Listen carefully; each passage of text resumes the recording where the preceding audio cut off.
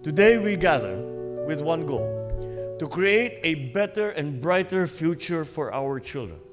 I directed the DBM to prioritize and to fund the establishment of Child Development Centers or CDCs, especially in the more remote barangays of Mindanao and other low-income municipalities. Sa mga center na ito, maaaring makapaglaro, makapagbasa at makapag-aral ang ating mga kabataan.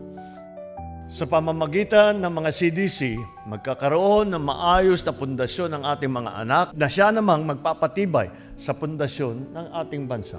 89 will be in Luzon, 106 will be in the Visayas, 133 in Mindanao, including BARM. Let us carry on with our work so that every child can grow up knowing that they are valued, knowing that the hands that guide them belong to the ones who are unyielding in their love for this country.